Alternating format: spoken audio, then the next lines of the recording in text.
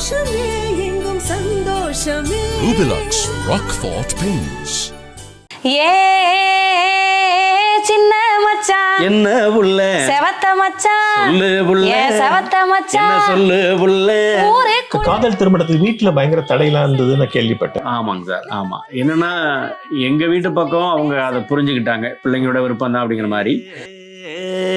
சின்ன புள்ள என்ன மச்சான் செவத்த புள்ள சொல்லு மச்சான் செவத்த புள்ள. புதுக்கோட்டை மாவட்டம் கலம்பமா, கலபம். கலபம். அவங்களுக்கு திண்டுக்கல். ஆமாங்க சார். அங்கு தொடங்கிய பயணம் இந்த புகழை அடைவோம் என்று ஊரை விட்டு கிளம்பும்போது யோசிச்சிங்களா? ஏன்னா இதுக்கு முன்னாடி கிட்டத்தட்ட நாங்க பாஸ்போர்ட் எடுத்து வச்சு கரெக்டா நாங்க இந்த சூப்பர் சிங்கருக்கு முன்னாடி ஒரு 8 வருஷம் ஆயிடுச்சு. சரி, அது வரைக்கும் நாங்க எந்த நாட்டுக்குமே போனது கிடையாது, அந்த பாஸ்போர்ட் எடுத்ததுல இருந்து கூட. அதுக்கப்புறம் அந்த 2 வருஷத்துலயே எங்களுக்கு அந்த பாஸ்போர்ட்டே ஃபில் ஆகுற அளவுக்கு நாங்க பயணம் பண்ணி. நீங்க தானே பாடினீங்க இந்த பாட்டு, மதுரை வீரம் பாட்டு நானும் பாடினேன். நீங்களும் பாடினீங்க. ஆனா அதித்தி பேர் தானே வருது அதுல. அது அவங்க என்ன? தான் பாடிருக்காங்க இப்ப. நீங்க முதல்ல பாட்டீங்க இல்ல ஆக்சுவலா வந்து இது இளையராஜா சார் பாத்திருக்கீங்களா? இவரோட பர்த்டே வந்து நான் யோசிச்சேன் ஏதாவது ஸ்பெஷலா பண்ணணும், பாடல போய் எப்படியாவது ஹார்மோனியத்துல கையெழுத்து வாங்கிடுவோம்னு சொல்லி இப்போ அன்னைக்கு தான் அந்த சாங் எல்லாம் பாடிட்டு முன்னாடியே கொண்டு வந்து ஹார்மோனியத்தை கார்ல வச்சிருந்தேன். இவருக்கு தெரியாது. அப்புறம் சார்ட்ட வந்து கேட்டேன், இந்த மாதிரி ஹார்மோனியம் இருக்குங்க, அதுல உங்களோட கையெழுத்து போட்டு தரலாமான்னு. எதுக்கு அப்படின்னாரு. இல்ல எங்க வீட்டுக்காருக்கு இன்னும் 2 நாள் பிறந்த நாள் வருது, அவங்க கையெழுத்து இருந்தா ரொம்ப சந்தோஷப்படுவாருன்னு. சரி கொண்டு வாங்க அப்படின்னாரு. வணக்கம் வாழ் தமிழா நண்பர்களே. மிக இளம் வயதிலேயே இந்த மண்ணின் இசையான நாட்டுப்புற கலையை கற்றுக்கொண்டு அதில் மிகப்பெரிய புகழை அடைந்த ஒரு தம்பதியை தான் இன்று நாம் சந்திக்க போகிறோம். Welcome Senthil and Rajalakshmi. வணக்கம். வணக்கம் சார். வணக்கம் சார். எப்படி இருக்கீங்க? சிறப்பா இருக்கும். நம்ம கச்சேரி ஆரம்பிக்கிறது முன்னாடி அந்த சின்ன மச்சான் தானே? ஆமாங்க சார். அத கலகலப்பா 2 பேரும் ஆரம்பிங்களா? ஓகே. நிச்சயம். ஏ சின்ன மச்சான் என்ன புள்ள செவத்த மச்சான் சொல்லு புள்ள ஏ செவத்த என்ன மச்சான் சொல்லு புள்ள. ஊருக்குள்ள உங்களை ஏசுறாக, தினம் 1 2 சொல்லி பேசுறாக. நன்றிங்க சார். சோ புதுக்கோட்டை மாவட்டம் கலம்பமா, கலபம். கலபம். கலபத்தில் துவங்கிய பயணம் உங்களுக்கு ஆமாங்க சார். இல்லையா? அவங்களுக்கு திண்டுக்கல். ஆமாங்க சார். அங்கு தொடங்கிய பயணம் ஒரு 10 வருஷம், அது கூட சொல்ல முடியாது, 7-8 வருஷத்துல உங்களை வந்து வேற லெவல்ல வந்துட்டீங்க. இப்ப வாழ்க்கை வந்து உங்களுக்கு வேற ஒரு பெரிய வெளிச்சத்தை காட்டி விட்டது. இந்த புகழை அடைவோம் என்று ஊரை விட்டு கிளம்பும்போது யோசிச்சிங்களா, நினைச்சீங்களா? இல்லைங்க சார். ஆக்சுவலா நான் வந்து ஒரு 8 வயசுல நான் பாட ஆரம்பிச்சேன். என்னோட 8வது வயசுல. 10வது வயசுல அரங்கேற்றமா எங்க ஊர்லயே ஒரு மேடை போட்டு நாங்க பண்ணோம். கிட்டத்தட்ட இந்த பயணம் பாத்தீங்கன்னா நாங்க மீடியாவுக்கு தெரிஞ்சது இப்ப சமீபமா ஒரு 5 வருஷம் இந்த மாதிரிதான் இருக்கும். அதுக்கு முன்னாடி நாங்க கிட்டத்தட்ட ஒரு 20 வருடங்களுக்கு மேல மேடை கலைஞர்களா கிராமங்கள்ல நடக்கக்கூடிய திருவிழா இது போன்ற விசேஷங்கள்ல நாங்க கலை நிகழ்ச்சி பண்ணிட்டு இருந்தோம். அப்ப ராஜலட்சுமி உண்டு உங்களோட? இல்ல, நான் வந்து எங்க ஊர் பக்கம் நான் ஒரு 15 வருடங்களா நானும் மேடை நிகழ்ச்சி பண்ணிட்டு இருந்தேன். நீங்க எப்ப சந்திச்சீங்க ஒருத்தர்? எங்க ஊர்ல ஒரு நிகழ்ச்சிக்காக இவங்களை சிறப்பு பாடகியா எங்க டீமுக்கு அழைச்சிருந்தோம். ஓஹோ. அப்பதான் முதல் முறையா அவங்கள சந்திச்சது. அப்பவே அவர் பாட ஆரம்பிச்சு ஒரு 10 வருஷம் இருக்கும், நான் பாட ஆரம்பிச்சு ஒரு 7-8 வருஷம் இருக்கும். அந்த டைமிங்ல தான் முதல் முறையா நாங்க முதல் சந்திப்பு. எங்க இது? நான் பிறந்து அந்த கலபம் கிராமம். கலபத்தில் தான். ஆமாங்க சார். நீங்க திண்டுக்கல் இல்லையா? திண்டுக்கலாம். நீங்களும் வந்து ரொம்ப சின்ன வயசுல மேடை பாட ஆரம்பிச்சிட்டீங்க. தாத்தா வந்து இந்த மார்கழி மாத பஜனை, புரட்டாசி மாச பஜனை அதெல்லாம் பாடுவாங்க. சரி. தாத்தா கூட சேர்ந்து நாங்க பஜனை பாடல எங்க வீட்டுல எல்லாருமே பாடுவோம். எல்லாத்துக்குமே நாங்க பஜனை பாடுவோம். புதுசா ஒரு வாடகை வீட்டுக்கு கூடி போனா கூட அங்க ஒரு பஜனை பாடுவோம் நாங்க. அது எங்களோட ரத்தத்திலே ஊர்ன ஒரு விஷயம். ஆனா மக்கள் இசை வந்து எங்களுக்கு தொடர்பே இல்லாத ஒரு விஷயம். மக்கள் இசைனா எப்படி இருக்கும், என்ன மாதிரி பாடுவாங்க எதுவுமே தெரியாது எனக்கு.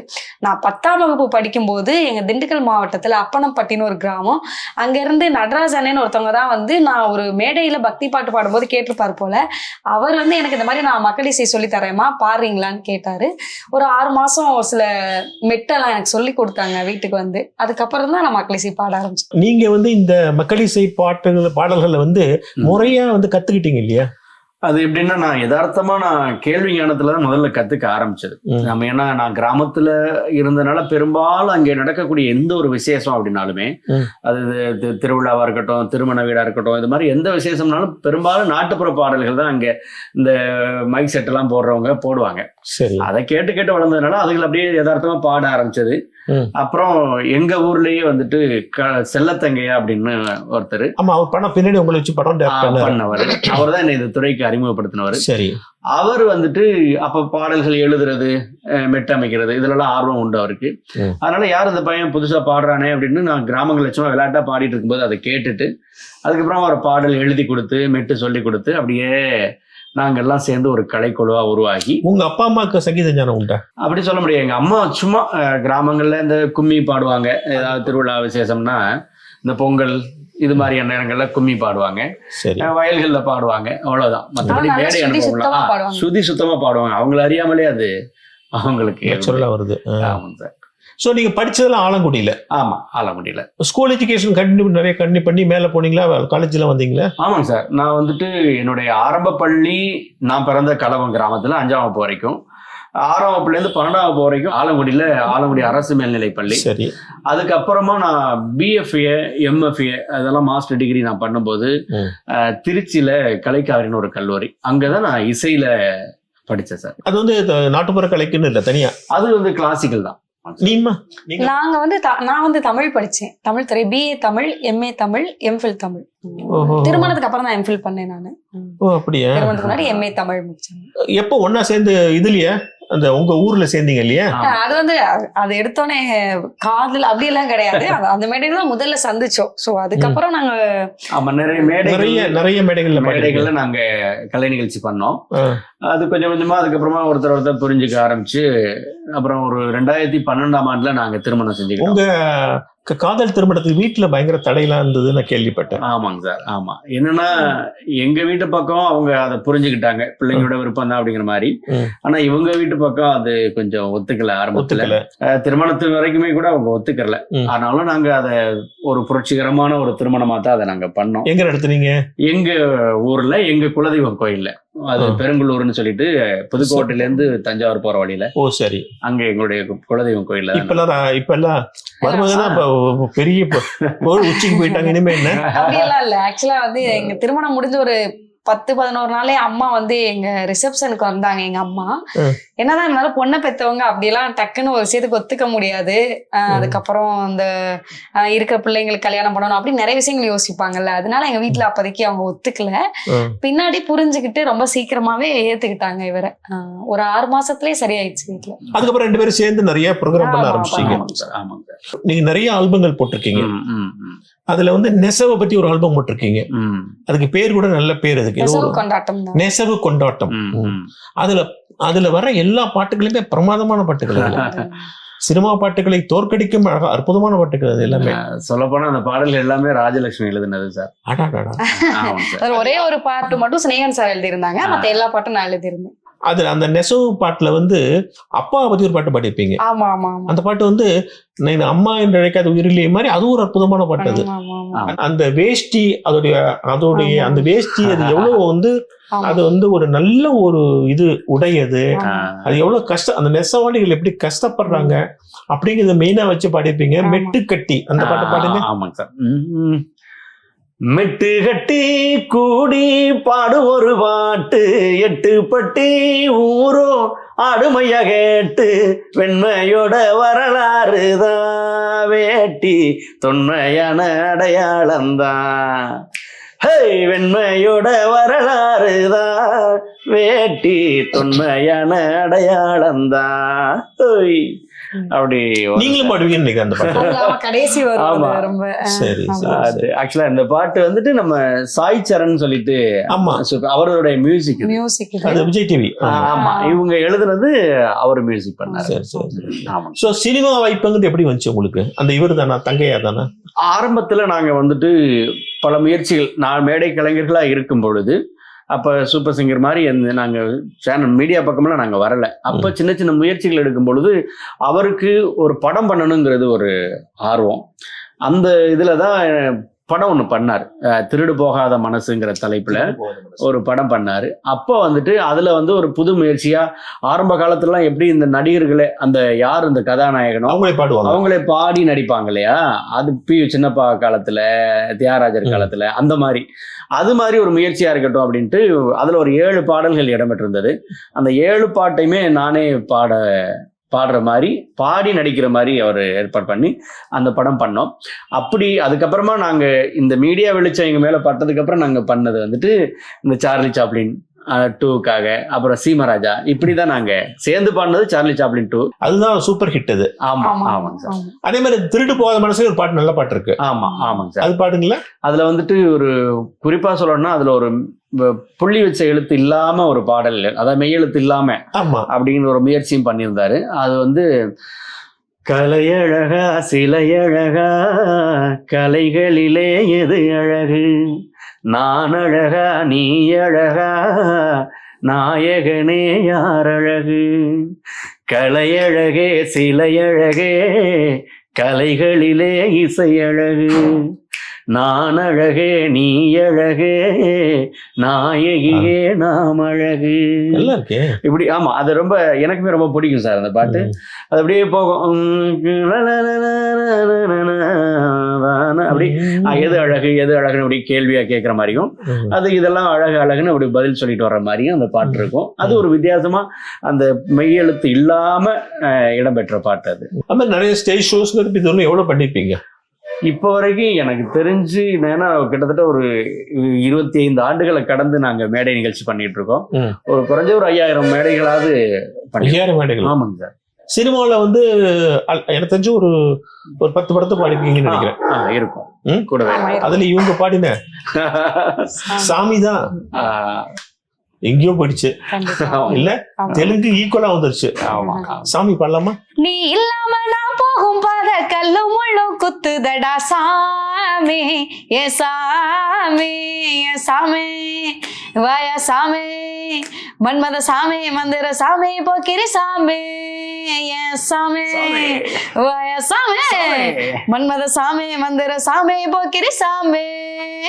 அந்த பாட்டு வந்து தமிழ்லயும் பயங்கர ஹிட், தெலுங்குலயும் ஹிட் இல்ல. அதுக்கப்புறம் வேற என்ன பாட்டு? விஸ்வாசம் படத்துல டங்கா டங்கா விஸ்வாசம் பாடுங்களேன்.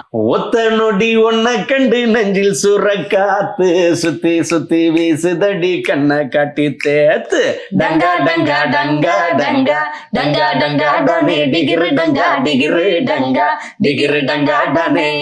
அந்த மாதிரி சூப்பர் சூப்பர். அதுவும் இவங்க வந்து கர்நாடிக் பேஸ் இல்லாதே நல்லா பாடுறது, புடிச்சு கரெக்டா பாடுறாங்களே, அது எனக்கு ரொம்ப பெரிய விஷயமா இருக்கு. அதான் அதுதான் ஞானங்கிறது. கண்டிப்பா கண்டிப்பா. எவ்வளவு சில பேர் சுதியோட எவ்வளவு வருஷம் பாடி பாடி கூட வராது. அது ஒரு பெரிய கிஃப்ட். அது நிச்சயமா. சூப்பர் சிங்கருக்கு முன் அதுக்கு அப்புறம் உங்க லைஃப் ரொம்ப மாறி போச்சா? கண்டிப்பா சொல்லலாம். என்னன்னா அதுக்கு முன்னாடி ஒரு குறுகிய வட்டத்துக்குள்ளே நாங்க பாடிட்டு இருந்தோம். புதுக்கோட்டை, இவங்க சொல்ற மாதிரி திண்டுக்கல், அதிகபட்சமான ஒரு மதுரை, இந்த சரௌண்டிங்ல தான், தென்பகுதிக்குள்ள தான் பெரும்பாலும் ஒரு குறிப்பிட்ட எல்லைக்குள்ளதான் பாடிட்டு இருப்போம். இன்னைக்கு இந்த சூப்பர் சிங்கர் மாதிரி ஒரு மேடைக்கு வந்ததுக்கு அப்புறம் அதன் மூலமா தான் எங்களுக்கு சினிமா வாய்ப்பும் இவ்வளவு பரவலா கிடைச்சதும். அதோட தொடர்ச்சியா இப்ப பாத்தீங்கன்னா வெளிநாடுகள்ல நிறைய நிகழ்ச்சிகள் பண்ணக்கூடிய, அது அமெரிக்காவா இருக்கட்டும், கனடாவா இருக்கட்டும், ஆஸ்திரேலியாவா இருக்கட்டும், பக்கத்துல சிங்கப்பூர், மலை, இது மாதிரி எல்லா நாடுகளும் கிட்டத்தட்ட நாங்க இது வரைக்கும் ஒரு 15-16 நாடுகளுக்கு போயிட்டு வந்தோம். ஆமா, நிகழ்ச்சிகளுக்காக. இப்படி ஏன்னா இதுக்கு முன்னாடி கிட்டத்தட்ட நாங்க பாஸ்போர்ட் எடுத்து வச்சு கரெக்டா நாங்க இந்த சூப்பர் சிங்கருக்கு முன்னாடி ஒரு 8 வருஷம் ஆயிடுச்சு. அது வரைக்கும் நாங்க எந்த நாட்டுக்குமே போனது கிடையாது, அந்த பாஸ்போர்ட் எடுத்ததுல இருந்து கூட. அதுக்கப்புறம் அந்த 2 வருஷத்துலயே எங்களுக்கு அந்த பாஸ்போர்ட்டே ஃபில் ஆகுற அளவுக்கு நாங்க பயணம் பண்ணி, அதுக்கப்புறம் இதுக்கப்புறம் நீங்க வேற புக்கு போட்டா தான் போகலாம் அப்படிங்கிற அளவுக்கு. நல்ல விஷயம். நீங்க சொல்லுங்கம்மா. அதாவது இப்ப நீங்க வெளிநாட்டுக்கெல்லாம் போறீங்கல்ல, அங்க வந்து சினிமா பாடல்களை நீங்க பாடின சினிமா பாட்டுகளா அல்லது வேற யாராவது பாடின சினிமா பாட்டுகள் அதிகமா கேட்கறாங்களா அல்லது உங்களுடைய நாட்டுப்புற பாட்டுகளை கேட்கறாங்களா? மக்கள் இசை ரொம்ப விரும்பி கேட்பாங்க நம்ம மக்கள். ஏன்னா எங்களை பார்த்தோன்னே அவங்களுக்கு வந்து நாட்டுப்புற பாட்டு தான் ஞாபகம் வரும். இல்ல உங்க நான் இப்ப கேட்ட பாருங்க நெசவாளி பாட்டு, அது மாதிரி உங்களுடைய ஆல்பங்கள்ல இருந்து கேட்கறாங்களா? நிறைய கேட்டிருக்காங்க. பொதுவா வந்து அந்த மாதிரி வெளிநாடுகள் போகும்போது ஆத்தாவும் சேல அம்மா பத்தி ஒரு பாடின அந்த பாட்டு கேட்பாங்க. கோவக்கார மச்சான் இவரை பத்தி நான் பாடியிருக்க ஒரு சாங், அது பாடுங்க. கோவக்கார மச்சான். கோவக்கார மச்சானும் இல்ல என் மச்சான், கொடுமை செய்யும் மச்சானும் இல்ல, சிரிச்சிடுவார் சிரிச்சிடுவார் முறைச்சிடுவார், சிரிச்சிடுவார் முறைச்சிடுவார், சின்ன சின்ன சேட்டை செய்வார். கோவக்கார ஆனா கோவக்கார, அவரு கோவக்கார மச்சானும் இல்ல, என் மச்சான் கொடுமை செய்யும் மச்சானும் இல்ல. இந்த பாட்டு. ஆனா இதுல இப்ப நீங்க நாட்டுப்புற பாட்டு பாடினா கூட உங்க 2 பேர் குரலும் சாதாரண பாடல்களுக்கு இப்ப மெலடிஸுக்கும் உங்களுக்கு சரியா இருக்கு. ஆனா உங்களுக்கு மெலடிஸ் வருதா? பாடுவோம் சார், பாடுவோம். மெலடியும் வருதானே உங்களுக்கு வாய்ப்பு வருதா மெலடிஸ்க்கு? ஏன்னா உங்க நம்ம ஊர்ல ஒரு விஷயம் தொடர்ந்து பண்ணா அப்படியே பிராண்ட் கட்டி போடுவாங்க. அது ஒண்ணு இருக்கு. ஆனாலுமே கூட சில பேர் இப்ப ஒரு 10 பாடல் ஆல்பம் எல்லாம் பண்றாங்க. இப்ப அவங்க எல்லாம் வந்து ஒரு புது ஜானர் உங்களை ட்ரை பண்ணுவோம் அப்படின்னு இந்த மெலடி எல்லாம் நிறைய கொண்டு வருவாங்க. அது மாதிரி எல்லாம் கூட சில பாடல்கள்லாம் நாங்க பாடியிருக்கோம் மெலடியாவும். அதே போல சில கொஞ்சம் ஒரு மாதிரி ஒரு வெஸ்டர்ன் மாதிரி எல்லாம் ட்ரை பண்ணுவோம் அப்படின்னாலும் சில பாடல்கள் பண்ணுவாங்க. நான் கூட சொல்லுவேன், ஏங்க எங்களுக்கு எது சரியா வருமோ அது மாதிரி பண்ணலாமே அப்படின்னா, இல்ல சார் ஒரு புது கலர்ல உங்களை காட்டணும், அதுக்காக தான் அப்படி ட்ரை பண்ணோம் அப்படின்னு. நல்லாதான் இருக்கும், எங்களுக்குமே அது பிடிக்கும் அது மாதிரி ட்ரை பண்றது. இப்போ முதல் அளவுக்கு இப்போ வாய்ப்புகள் கம்மியா இருக்கும் அப்படி சொல்ல முடியாது. எங்களுக்கு என்னன்னா அது அந்த ஆகஸ்ட் மாதம் செப்டம்பர் வரைக்குமே கொஞ்சம் பிஸியா தான் இருக்கும், கோவில் திருவிழாக்கள் அது இதுன்னு. இல்ல நான் சினிமாவில் சொல்றேன். சினிமாவில் இப்பவும் பாடிட்டு தான் இருக்கோம். இப்போ சமீபமா என்னன்னா கொஞ்சம் ஒரு சில படங்கள் பாடினது கொஞ்சம் இன்னும் ரிலீஸ் ஆகலை, அதனால கொஞ்சம் அப்படியே இருக்கு. நிச்சயமா அதுவும் இன்னொன்று என்னன்னா அவங்க கூப்பிடுற நேரத்துக்கு எங்களாலையும் சில நேரங்கள் இந்த நிகழ்ச்சிகள்ல அங்கங்க லாக் ஆயிரும். அந்த கொஞ்சம் லாங்ல போயிருக்கும் பொழுது தொடர்ந்து அங்கிட்டு வரிசையா நிகழ்ச்சிகள் இருக்கும்போது இங்க சென்னை வந்துட்டு போறதுங்கிறது கொஞ்சம் அந்த நேரங்கள்ல வர முடியாத ஒரு சூழலாவும் போயிடுது. அதனால கொஞ்சம் வாய்ப்புகள் கொஞ்சம். நீங்க இன்னும் இங்க செட்டில் ஆகலையா? இல்ல, இங்க இருக்கிறோம் அப்படின்னாலுமே கூட நிகழ்ச்சிகள் வந்து நமக்கு பெரும்பாலும் நமக்கு தென் பகுதிகளில் தான் நிகழ்ச்சி, மேடை நிகழ்ச்சிகள்.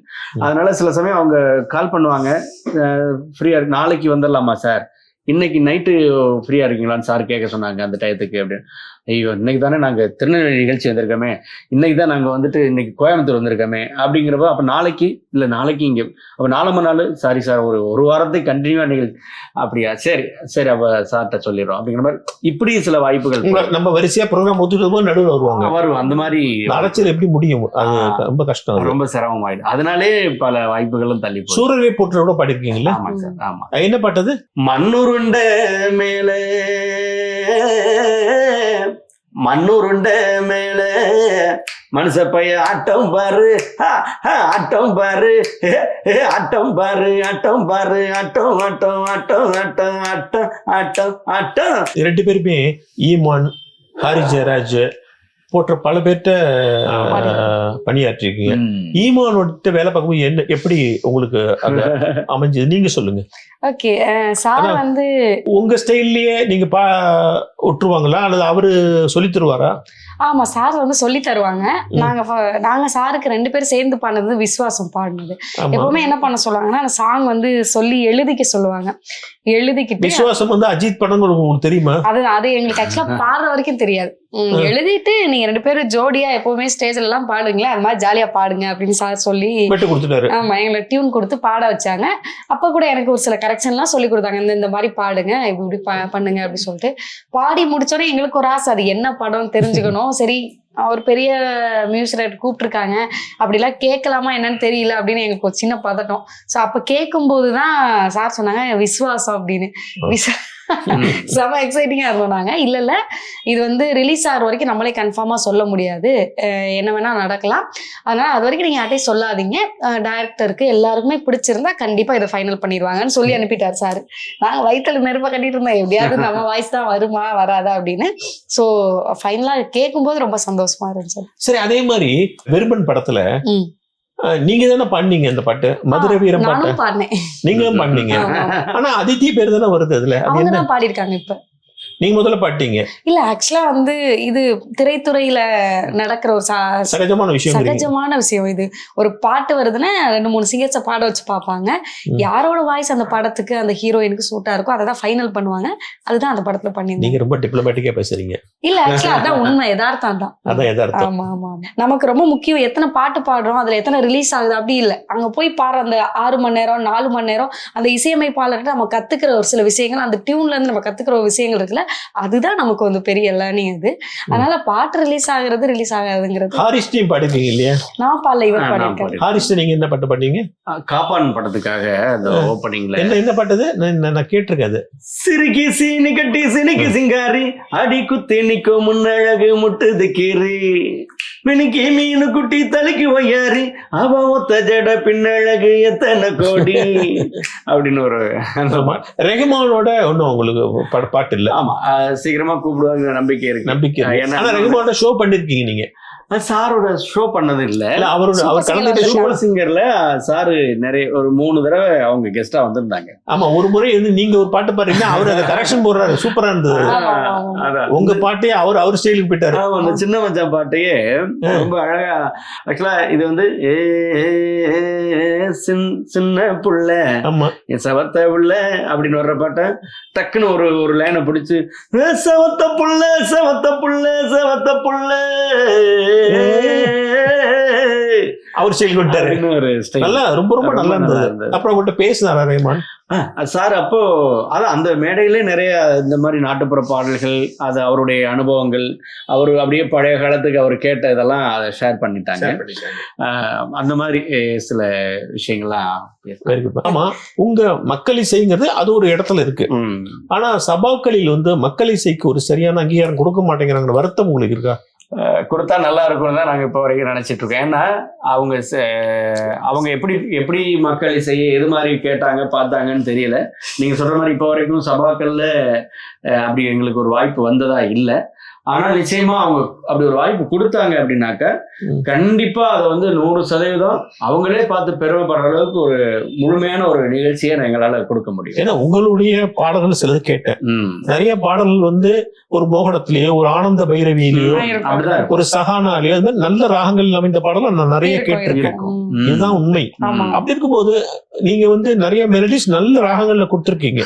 ஆமா, பிலஹரியில பைரவியில. அப்படி இருக்கும்போது அதை வந்து அதுல வந்து சபாக்களில் பாடுவதில் என்ன தப்பு இருக்கு? தாராளமா பண்ணலாம். சோ இதுக்கப்புறமாவது இதை பாக்குறவங்க பார்த்துட்டு சபாக்கள்லையும் உங்களை வச்சு பண்ணணுங்கிற ஒரு டிசம்பர் சீசன்ல தொடர்ந்து நடந்துட்டு இருக்கு. அதுல ஒரு அட்லீஸ்ட் ஒரு 3 நாளைக்கு உங்களுக்கு கொடுத்தாங்கன்னா நல்லா இருக்கும். ஆமா, ஏன்னா இன்னும் சொல்லுங்க. மக்கள் இசை நோக்கம் வந்து பாத்தீங்கன்னா இந்த ஊர்ல வந்து ரொம்ப ஹெவி ஒர்க்னு சொல்லுவோம். அதாவது வந்து அவங்க பண்றது எல்லாமே கடுமையான வேலையா தூக்குவாங்க, அந்த மாதிரி எல்லா வகையான தொழில். இதெல்லாம் நம்ம முகம் சுடிக்கிறோமோ அது முகம் சுடிக்கிற வேலையா இருக்கலாம், இல்ல கடுமையான வேலையா இருக்கலாம். அந்த வேலையெல்லாம் செஞ்சுட்டு வந்து ரொம்ப களைப்பா இருப்பாங்கல்ல, அவங்கள மகிழ்விக்கிறதுக்காக பாடக்கூடிய பாட்டு தான் மக்கள் இசை பாடல். அது அதோட பிரதானமே அதுதான். அது வந்து இன்னைக்கு ரொம்ப நிறைவா நாங்க செஞ்சுட்டு இருக்கோம். நான் எப்பவுமே நிறைய மேடைகள்ல ஏறும்போது சொல்லியிருக்கோம், நாங்க ஒரு சில சபாக்கள்ல, அதாவது சபா கொடுத்த நிகழ்ச்சியா பாடினது இல்ல, நம்ம மார்கழியின் மக்கள் இசைன்னு ஒரு நிகழ்ச்சி நம்ம ரஞ்சித் அண்ணே பண்ணாங்க, அந்த நிகழ்ச்சியில எல்லாம் பாடி இருக்கோம். நாங்க ஒரு சில சபாக்கள் மாதிரி இருக்க அரங்கங்கள்ல நாங்க பாடி இருக்கோம். அப்ப பாடும்போது நான் எப்பவுமே சொல்லுவேன், மக்கள் இசை கலைஞனை பொறுத்த வரைக்கும் நீங்க வீதியில கொடுத்தாலும் நாங்க அதே பெர்ஃபார்மன்ஸ் தான் கொடுப்போம், நீங்க சபால கொடுத்தாலும் அதே பெர்ஃபார்மன்ஸ் தான் நாங்க கொடுப்போம். எங்களுக்கு எதிரில் இருக்கவங்கள மக்கள் வைக்கணும், அவ்வளவுதான் எங்களுடைய நோக்கம். ஆனா எல்லாருமே எங்களுக்கு வந்து மரியாதைக்குரியவர்கள் தான். எதிர்க்க இருக்க எங்களை கைத்தட்டி ரசிக்கிற எல்லாரும் எங்களுக்கு மதிப்பிற்குரியவர்கள் தான். எங்களுக்கு அந்த பொறுப்பு இருக்கு, அவங்கள வந்து ரொம்ப ஜென்யூனா அதை பண்ணணும் அப்படிங்கிறதுல. ஆமா, ஓகே, குட். இப்ப கச்சேரியில பாத்தீங்கன்னா நிறைய சீட்டு வரும். இந்த பாட்டை பாட, என்னதான் சேதனை பாடுங்க, ஏன் பண்டிகை பாருங்க எல்லாம் சீட்டு வரும். அதே மாதிரி உங்களுக்கு நிறைய சீட்டு வர பாட்டு வந்து சண்டிகரே பாட்டு நான் கேள்விப்பட்டிருக்கேன். சண்டிகரே சூரியரே, அது கொஞ்சம் பாடலாமா? இது அம்மா விஜயலட்சுமி நவநீத கிருஷ்ண அம்மா தான் முறையா அவங்க கேசட்ல அப்ப பாடிருந்தாங்க. ஆமா, அதுக்கப்புறம் நாங்களும் ரொம்ப காலமா மேடைகள்ல பாடிட்டு இருந்தா, அதுதான் நாங்க விஜய் டிவிலே முதல் தடவை பாடின பாட்டு அந்த பாட்டு. பாடலாமா? சந்திரரே சூரியரே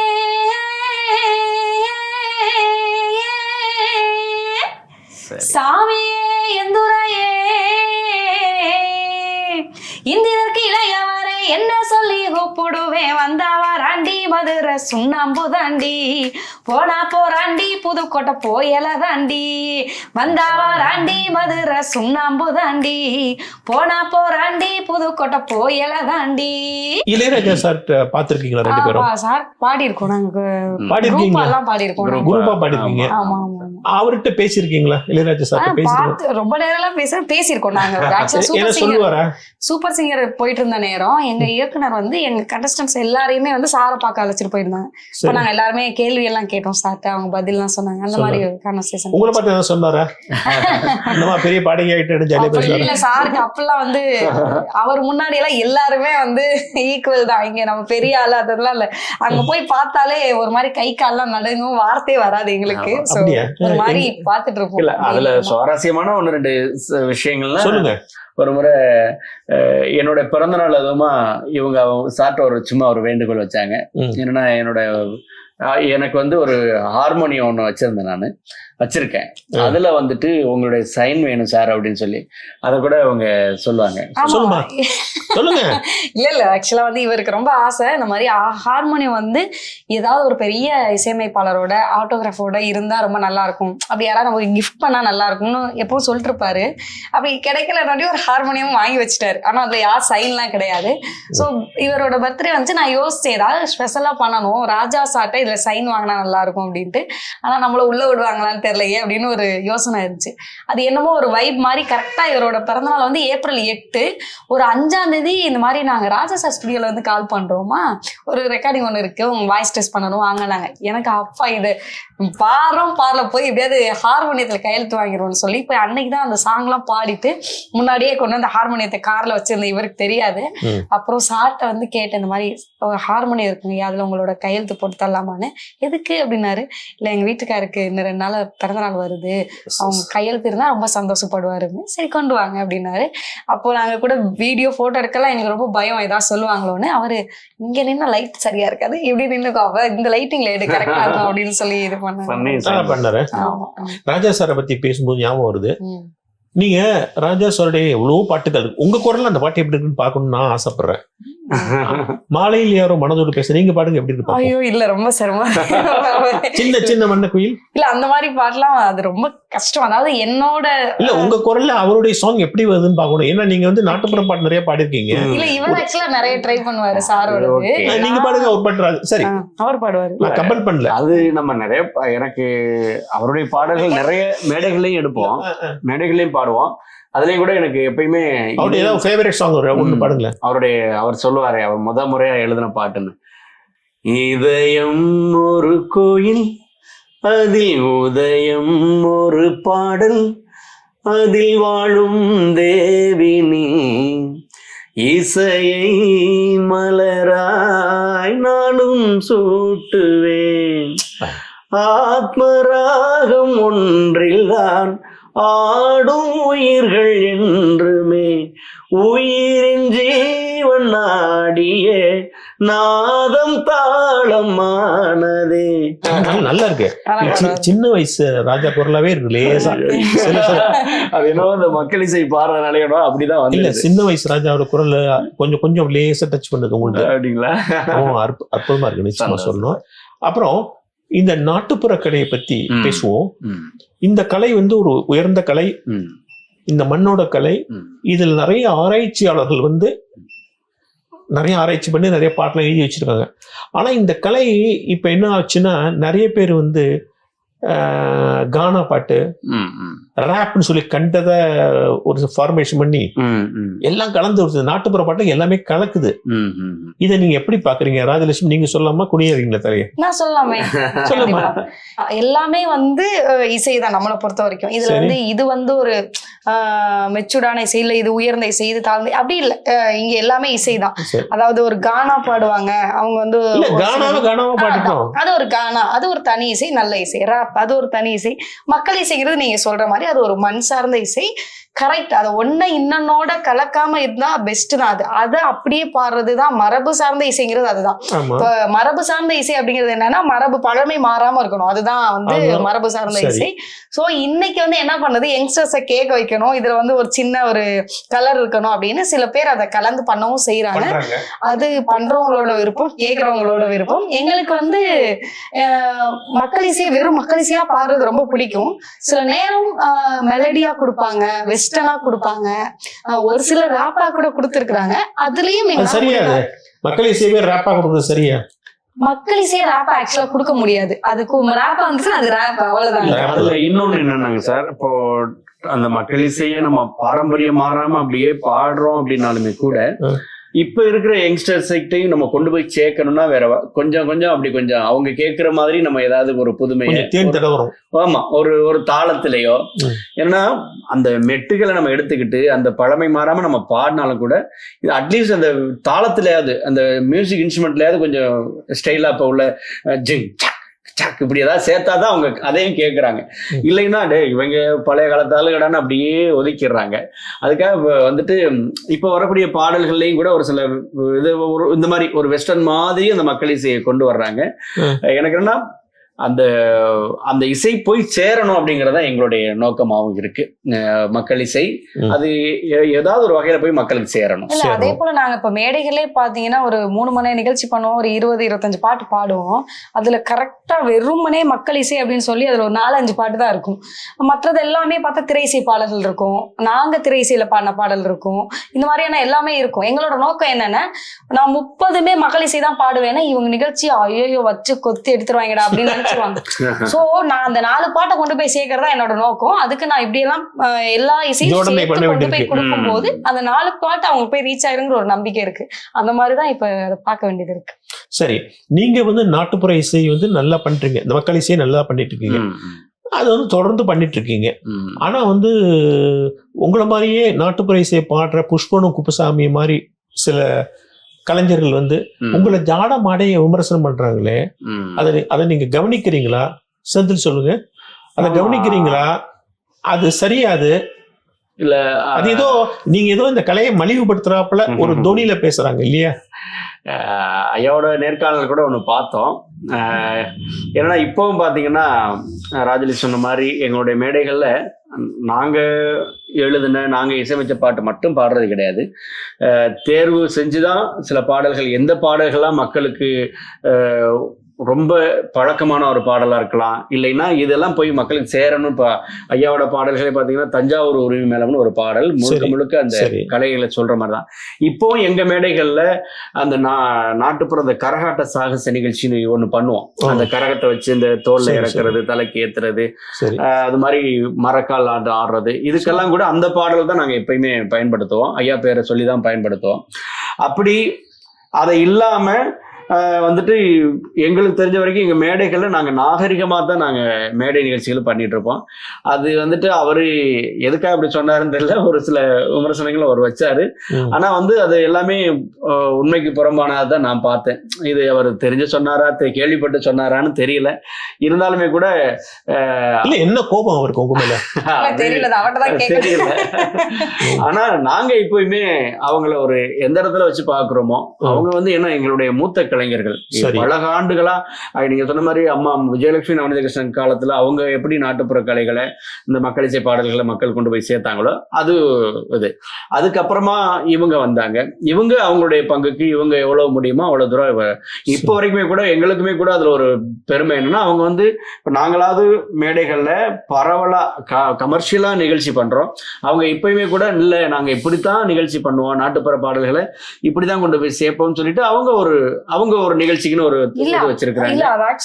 அவங்க நிகழ்ச்சிக்கு அவங்க ஒரு வடிவம் வச்சிருக்காங்க, நம்ம ஒரு வடிவம் வச்சிருக்கோம். அதுதான் நான் ஆரம்பத்துல இருந்தே சொல்றேன். எந்த வடிவமும் வந்து இந்த வடிவம் உயர்ந்த வடிவம், இந்த வடிவம் தாழ்ந்த வடிவம் அப்படி ஒரு கிடையாது. எல்லாமே இங்க இசைதான். அதை வந்து நம்ம அதுக்குரிய மரியாதையோட கொண்டு போய் மக்கள்கிட்ட சேர்க்கணும். வேண்டாம்.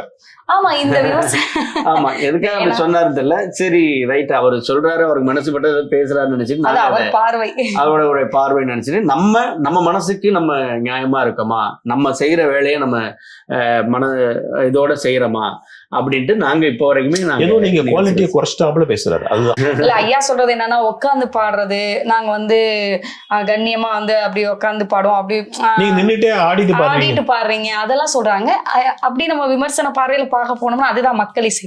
மக்கள் இசைனா வந்து நீங்க வந்து ஆடி பாடி நீங்க வந்து ஹாய் ஊயின்னு இடையில சவுண்ட் எல்லாம் கொடுத்து அப்படி பாடுறதுக்கு பேர் தான் மக்கள் இசை. ஆமா, இன்னும் சொல்ல போனா நம்ம மேடைகள்ல பாத்தீங்கன்னா நீங்க நிறைய எல்லா மேடைகளையும் பார்க்கலாம். குறைஞ்சது ஒரு 20-30 குழந்தைங்களையும் மேடை ஏற்றி எங்களை நாங்க ஆடிக்கிட்டு தான் இருப்போம்.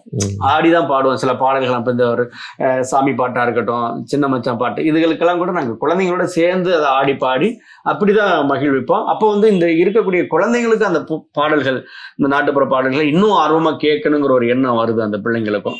அதனால இப்படி எல்லாம் பண்றோம். இதெல்லாம் தப்புன்னா வந்துட்டு ஆனா எங்களுக்கு வந்து நாங்க ஆடிட்டு தான் பாடுவோம், நாங்க ஆட வச்சுட்டும் பாடுவோம். இது எங்கள் பாணி, அது யாருக்காகவும் எதுக்காகவும் மாற்ற முடியாது அது. ஆமா, உங்க குடும்ப வாழ்க்கையை பத்தி சொல்லுங்க. ஏன்னா நீங்க 2 பேரும் நிறைய பாடிட்டே இருங்க. வீட்டுல ஏதாவது டைம் இருக்குமா? 2 பேரும் உட்காந்து பேசி குடும்ப பிரச்சனை பேசிட்டு சமைக்கிறதுல நேரம் இருக்குமா? ஒரே சுத்திட்டே இருக்கீங்க. சமைக்கலாம் சமீபமா நேரம் கிடைக்கிறது இல்ல, நேரமே கிடையாது இல்ல. தீபாவளிக்கு தான் சமைச்சேன். தீபாவளிக்கு வீட்டுல ரொம்ப நாள் கழிச்சு வீட்டுல இருந்தோம். திண்டுக்கல் போயிட்டீங்க? இல்ல இவர் பிறந்த ஒரு கிராமம் கலபம் போயிட்டீங்க. அங்க போயிட்டோம். அன்னைக்குதான் ரொம்ப நாள் கழிச்சு சமைச்சேன். ரொம்ப பயந்துட்டே சமைச்சேன். என்ன சொல்ல போறாங்கன்னு தெரியல. என்ன சும்மாவே எங்க வீட்டுல எல்லாரும் கிண்டல் பண்ணுவாங்க. என்னைய சமைச்சா அன்னைக்கு எப்படி வருதுன்னு அது வந்தோடனே தான் தெரியும். அது வரைக்கும் ரிசல்ட் எதுவும் கெஸ் பண்ண முடியாது. ஆனா அன்னைக்கு ரொம்ப நல்லா வந்துருச்சு. நல்லா வந்துச்சு. சோ பெரும்பாலும் நீங்க வெளியே தான் சாப்பிட்டுட்டு இருக்கீங்க? வெளியில இல்ல, வீட்டுல வேலை பாக்குறதுக்கு ஆள் இருக்காங்க, அவங்க சமைச்சு கொடுத்துறாங்க. சோ மெட்ராஸ்ல கொஞ்ச நாள் அங்க? ஆமா, மெட்ராஸ்ல இருப்போம், புதுக்கோட்டையில இருப்போம், திண்டுக்கல்ல இருப்போம். இப்படியேதான் உங்க லைஃப் சுத்திட்டே தான் இருக்கு. மூணுமே இப்போ சென்னையில பெரும்பாலும் இந்த சினிமா வாய்ப்பு இல்லைன்னா அதான் ரெக்கார்டிங்கு, ஷூட்டிங்கு இந்த மாதிரி வரும்பொழுது சென்னை வந்துருவோம். மற்ற நேரங்களில் கிடைக்கிற நேரங்களில் பிள்ளைங்களோட நேரம் ஒதுக்கணுங்கிறதுக்காக திண்டுக்கல்ல இவங்க வீடு, அதனால அங்கேதான் இருக்காங்க பசங்க, அங்க போயிடுவோம். அப்போ அதோட சேர்த்து எங்க கிராமத்துல அப்பா அம்மா இருக்காங்க, தோட்டம் இதுகளை பாக்குறக்க அப்பப்போ அங்க போவோம். இப்படி ஒரு ரவுண்ட்ஸ்ல இருக்கும். உங்களுக்கு இன்னொரு பிரச்சனை இருக்கு. உங்க ஃப்ரெண்ட்ஸ், உங்க தோழிகள்லாம் உங்க சஜ்ஜா அந்த பாட்டை பாடுமா, இந்த பாட்டை பாடுன்னு ஆரம்பிச்சிருவாங்க இல்லையா? அந்த கஷ்டமா இருக்கு இல்ல? இல்ல, அவளுக்கு மேக்ஸிமம் எனக்கு வந்து ரொம்ப க்ளோஸ் ஃப்ரெண்ட்ஸ் வந்து ஒரு 3 பேர் இருக்காங்க. அது வந்து பயங்கரமா ஒரு புரிதல் இருக்கும் எங்களுக்குள்ள. நாங்க மேக்ஸிமம் நேரம் கிடைக்கும் போது நாங்க பர்சனலா நிறைய பேசிக்கிறதுக்காக யூஸ் பண்ணுவோம். அதனால பாடல்கள் நிறைய இல்ல, வேணா ஏதாவது சேர்த்து ரீல்ஸ் பண்ணிட்டு இருப்போம். உங்க பசங்களை பத்தி சொல்லுங்க. 2 பசங்களா? ஆமாங்க சார். ஆமா, ஒரு பையன் ஒரு பொண்ணு. பையன் 5ஆம் வகுப்பு படிக்கிறான், அப்பா இப்ப யூகேஜி படிக்கிறாங்க. அதான் இப்ப எல்லாம் திண்டுக்கல்ல தான் இவங்க அப்பா அம்மாவோட அங்க இருந்து, ஏன்னா நாங்க எப்படி பரவாயில்ல அப்படி ரவுண்ட்ஸ்ல இருக்கிறதுனால சரி அங்க இருந்து படிக்கிறாங்க சார். மெட்ராஸ்ல எப்ப செட்டில் ஆகலாம்னு ஐடியா உங்களுக்கு? பிடிச்சிருக்கு. ஏன்னா இப்போ வரைக்குமே சென்னையை நம்பி வந்தோம் நாங்க முறையா. சரி, இப்போ வரைக்கும் நல்லாவே வாழ வச்சிட்டு இருக்கு சென்னை. ஆமா, அதனால வந்து சென்னை மேல ஒரு பாசம் எப்போதுமே உண்டு எங்களுக்கு. அதை தாண்டி எங்களுக்கு ஏன்னா நாங்க இப்படி உறவுகளாவே வாழ்ந்து பழகிட்டதுனாலே என்னவோ நல்லது கெட்டது எல்லாத்துக்குமே நாங்க போறது அதிகமா எங்களுக்கு தென்பகுதி தான், நாங்க இருக்கிற எங்க சார்ந்த ஊரு அப்படி. அதனால வந்துட்டு சென்னையில வந்து முழுமையா இருக்கிறதுக்கான சூழல் இப்போதைக்கு இல்லை. பாப்போம், ஒருவேளை பிள்ளைங்க கொஞ்சம் வளர்ந்து ஓரளவு கொஞ்சம் பெரிய ஆள் ஆகி சென்னை படிக்கிறேன் வர்றேன் போறேன்னு அப்படி ஏதாவது வந்துட்டாங்கன்னா நம்மளும் அப்புறம் அவங்களுக்காக இங்கிட்டு வந்தா தான் உண்டு. ஸோ உங்கள் வீட்டுக்குள்ளற 2 பேருக்கும் அது வழக்கமா வரதானே சின்ன மனஸ்தாபம், அன்னைக்கே மேடை ஏறீங்க, அந்த மனஸ்தாபம் மேடையில காட்டுவீங்களா? எப்படி காட்டுவீங்க? அது இருக்காது சார், எப்பயுமே இருக்காது. அது என்னவோ ஒரு மேஜிக் நடந்த மாதிரி நடக்கும். ஏன்னா அதுக்கு முன்னாடி வரைக்கும் கூட ஏதாவது எதுக்காவது ஒண்ணுக்கு நான் திட்டிருப்பேன், இல்லை அவங்க என்னை திட்டிருப்பாங்க, அதனால கொஞ்சம் இதா இருக்கும். ஆனா மேடைக்கு போயிட்டா மேடையில ஏதாவது வம்பு பண்ணிட்டு இருப்பேன் நான், அதுலயே கொஞ்சம் அவங்க கூல் ஆயிடுவாங்க. அன்னைக்குதான் ரொம்பவே வம்பு பண்ணுவேன் எனக்கு. சரியாயிரும். மேடையில வெளிநாட்டு மேடையில் நடந்த சுவாரஸ்யமான சம்பவங்கள் தான் இருக்கேன். நீங்க வெளிநாட்டுல பாடும்போது சொல்றேன், அங்க நடந்த சம்பவங்கள். கண்டிப்பா அதுல ஒரு மேடையெல்லாம் மறக்க முடியும். முறையா நாங்க அமெரிக்கா போன மேடை. கிட்டத்தட்ட திட்டமிட்டபடி நாங்க அந்த இன்னைக்கு ஃபிளைட் ஏறி இருந்தோம்னா கொஞ்சம் முன்னாடியே போயிட்டு கொஞ்சம் ரிலாக்ஸ் ஆகி அவகாசமா அந்த மேடைக்கு போயிருந்திருக்கலாம். ஆனா நாள் ஃபிளைட்டு டெக்னிக்கல் ப்ராப்ளமும் எடுக்கல. அதனால அப்புறம் ஃபிளைட் மாத்தி கரெக்டா 4 நிகழ்ச்சி இன்னைக்கு தான் நாங்க கிளம்புறோம். இங்கேருந்து போய் இறங்குறதே 4 மணிக்கு தான் இறங்குறோம். அந்த ஒரு நேரத்துக்கு இறங்கினோடனே 4 மணிக்கு ஏர்போர்ட்லேருந்து வெளில போய் நேராக ஒரு வீட்டுக்கு கூட்டி போனாங்க. அங்கே போய் குளிச்சு ரெடியாகி 6 மணிக்கு மேடைக்கு போயிட்டோம். அப்போது கிட்டத்தட்ட 2 நாள் தூக்கம் இல்லை, இவ்வளோ பயணம் அலைச்சல், அதெல்லாம் பொருட்படுத்தாமல் அந்த மேடையை நாங்கள் சக்ஸஸ்ஃபுல்லாக பண்ணோம். அந்த மாதிரி அந்த என்னன்னா நம்ம பாடுறது நாட்டுப்புற பாட்டாக இருந்தாலும் சரி, திரை இசை பாடாக இருந்தாலும் சரி, அது எங்களுக்கு அந்த மேடையை நம்ம வந்து ரொம்ப சக்ஸஸ்ஃபுல்லாக பண்ணோங்கிறது ஒரு பக்கம், அந்த மக்கள் அவ்வளோ ரசித்தது எங்களுக்கு ரொம்ப சந்தோஷம். இது மாதிரி சில இது நடக்கும், அப்பப்போ நிறைய நடக்கும். அப்புறம் என்னமோ இதுக்கு அடுத்து ஒரு 10 வருஷம் திட்டம் தான் வச்சிருக்கீங்களா? இதோட பெரிய திட்டம் தான் வச்சிருக்கீங்களா? நிறைய வந்து ஆல்பம் சாங்ஸ் வந்து இப்ப பண்ணிட்டு இருக்கோம். நேத்து கூட பேசிட்டு இருந்தோம் நாங்க. இந்த ஆல்பம் சாங்ஸ் பண்றதே வந்து இன்னுமே கூட அடுத்த லெவல்ல இன்னும் ஸ்டாண்டர்டா கொஞ்சம் இப்போ ஒரு படத்துல ஒரே ஒரு பாட்டு பார்த்தா நமக்கு என்ன ஒரு திருப்தி இருக்குமோ அதை வந்து நம்மளோட ஒரு ஆல்பம் சாங்ல கொடுக்குற அளவுக்கு நம்ம அந்த அளவுக்கு ஒரு பிராண்டா வருஷத்துக்கு 2 பாட்டு தான் பண்ணோம் அப்படின்னாலுமே கூட அந்த 2 பாட்டு ஒரு படத்துக்காக ஒர்க் பண்ற மாதிரி அந்த அளவுக்கு ஹார்ட் ஒர்க் பண்ணி ஒரு 2 சாங் அது பண்ணணும் அப்படின்னு. இங்க தனிப்பட்ட ஆல்பங்கள் வந்து பெரிய லெவல்ல போகல பாத்தீங்களா? ஆமா, தனிப்பட்ட ஆல்பங்கள் பெரிய லெவல்ல போகல. ஆனா ஒரு சில ஆல்பங்கள் தனிப்பட்ட ஆல்பம் பயங்கர ஹிட் ஆனது உண்டு. உதாரணத்துக்கு வந்து இப்ப நம்ம குக்கு குக்கு சாங் வந்துச்சுல, இந்த என்ஜாய் என்ஜாமி அந்த பாட்டு, அது நம்ம ரஹ்மான் சாரோட ப்ரொடக்ஷன்ல இருந்து வந்த பாடல். அது தீ பாடி இருந்தா அது குக்கு குக்கு பொந்துல யாரு மீன் கொத்தி அல்லை மலர் கொடி அந்தமே அப்படின்னு வரும். பயங்கர ஹிட் ஆக்சுவலா அந்த பாட்டு. அதே போல ஒரு சில ஆல்பம் சாங்ஸ் உண்டு. இன்னைக்கு திரைப்பட பாடல்களே எடுத்தீங்கன்னா இன்னைக்கு இருக்க சூழலுக்கு வந்து அதோட ஆயுட்காலம் ஒரு 6 மாசம் வரைக்கும் அதை பத்தி பேசுவாங்க. 6 மாசத்துக்கு அப்புறம் இன்னொரு பாட்டு வந்துரும். அது வந்து யதார்த்தமா நடக்கிற விஷயம். அது அவ்வளவுதான். அடுத்து ஒரு முல்லைப்பூ வந்துருச்சுன்னா நம்ம மல்லிகைப்பூ மறந்துடுவாங்க. அது யதார்த்தம் தான். ஆனா அந்த 6 மாசம் நிக்கிற மாதிரி நம்ம ஒரு விஷயத்த பண்ண முடியுதா அப்படிங்கறதா இங்க மேட்ரு. அதுக்காக இன்னும் கொஞ்சம் ஹார்ட் ஒர்க் பண்ணணும். அது என்னது டாக்டரேட்?